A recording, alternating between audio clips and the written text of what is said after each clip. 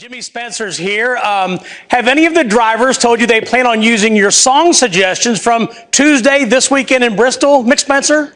Burns, I haven't heard anything from them yet. I guess they just don't have my Twitter address, but I'll mention it to them in Bristol this weekend. Love the outfit. All right, well, let's get to the emails then. Before the break, you said you think Chad Canals might have sent you an email.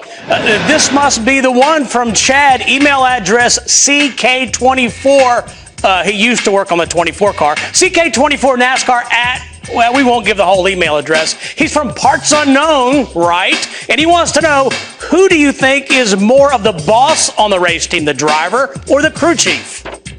You know, I promise, Steve, that the email was real. I did not make that up. So, Chad, when things aren't going right on a race team, who usually gets fired first between the crew chief and the driver?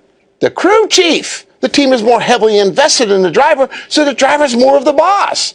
But the best relationships like Jimmie Johnson and Chad Canals is where there's a plenty of mutual respect. And I respect your outfit. This one's from Jeannie S. Regarding problems getting on pit road during green flag pit stops, what about putting red or yellow warning lights on the back of the cars that drivers could turn on when they're about to pit? They could also be used to avoid bump drafting accidents at the plate tracks.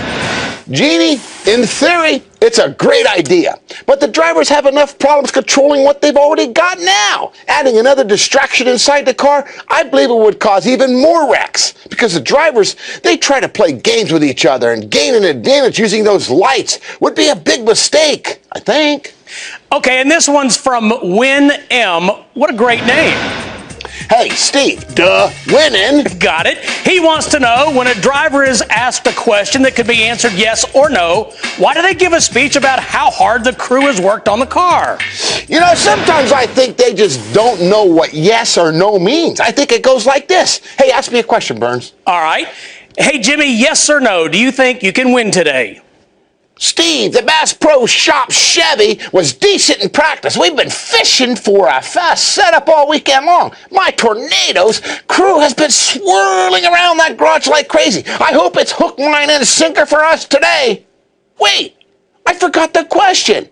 You see, that's how it goes. They're well trained for the media to get their sponsor mentions in, as it's repeating their sponsor's name 800 times is going to do anything but annoy the fans and me too. I'm with you, Win. I wish they'd just reel it in.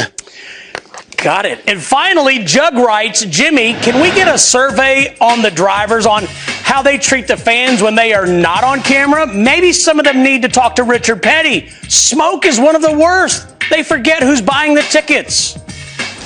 Whoa, I'm surprised to hear that about Tony. I think he's one of the best with the fans. But there's two sides to this. If you're having a bad day at work, do you feel like talking to anybody? But the drivers do need to do their best at track to make the experience for the fans as best they can. I think the survey's idea is great, though. Hey, let's do one. Send your stories or when you met the drivers, the good, the bad, and the ugly. Send it to me or the Hub on Twitter or the Hub on Facebook. And you know what? Next Thursday, hey, we'll reveal which drivers have the most good stories, the most bad stories, and as long as the stories aren't too long, don't write a book, if you know what I mean.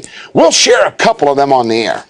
Thanks, Spence. I keep thinking about Frosted Lucky Charms. Hey, you can't beat them, baby.